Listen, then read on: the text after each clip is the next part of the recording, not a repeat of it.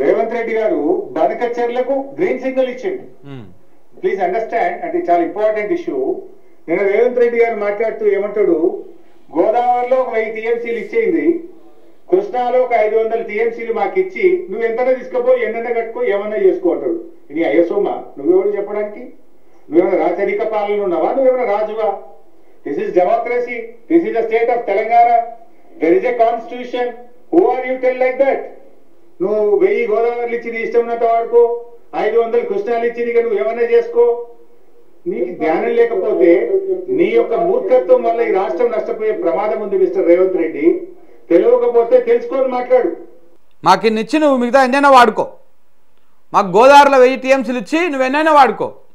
కృష్ణాలో మాకు 500 టీఎంసీలు ఇచ్చి నువ్వు ఎన్నైనా వాడుకో. ఇది రేవంత్ రెడ్డి గారు చెప్పేది. అంటే ఇది గ్రీన్ సిగ్నల్ ఇస్తా ఉన్నాడు అనమాట. బనకచెర్లకు నేను ఈ ముక్క మొన్ననే చెప్పిన, కౌంటర్ ఇచ్చినప్పుడే చెప్పిన, మొన్ననే ఇదే అంశాన్ని చెప్పడం జరిగింది. నిన్న క్లియర్గా చెప్పారు ఆయన. నిన్న ఇంకా క్లియర్గా హరీష్ రావు గారు చెప్పడం జరిగింది.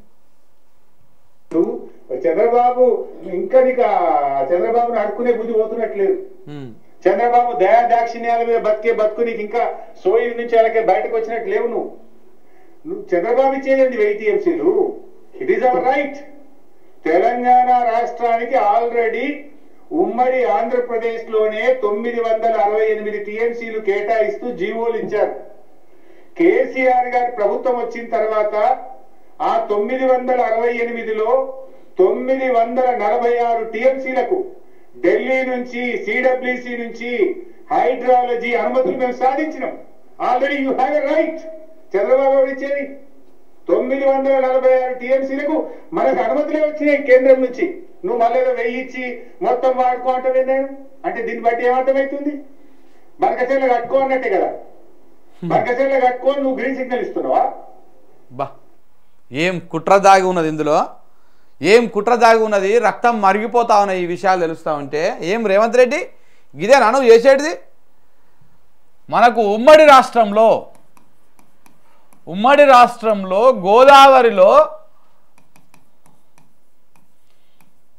గోదావరిలో మనకు ఉమ్మడి రాష్ట్రంలో జీవోల ప్రకారం మనకు కేటాయించినటువంటి నీళ్లు 968 టీఎంసీలు.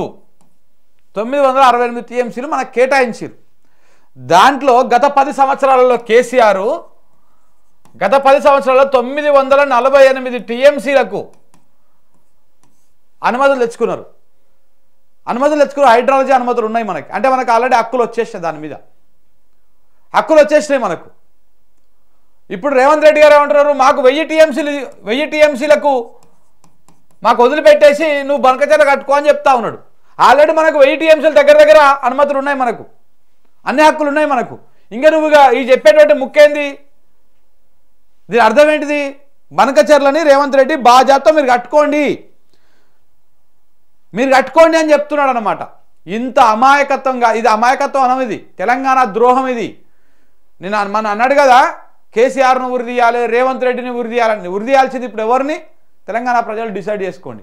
ఎవరిని ఉరి తీయాలి? తెలంగాణకు ద్రోహం చేస్తే వాడు ఎవడైతే ఏంది, ఏ పొజిషన్లో ఉంటే ఏంది, తెలంగాణ సమాజము ఏం గమనించాలి, ఏం గ్రహించాలనో అర్థం చేసుకోవాలి. ఇప్పుడు మన నీళ్ళ హక్కులు మనకు ఉన్నాయి, మనకి ఇంకా నీళ్ళు కావాలని మనం అడుగుతూ ఉంటే ఇక మీరు వాడేసుకోండి, మాకు అన్ని సరిపోయి ఉన్నాయి అని చెప్పి చెప్తా ఉన్నాడు. ఇది రేవంత్ రెడ్డి చెప్తున్నటువంటి సరిక.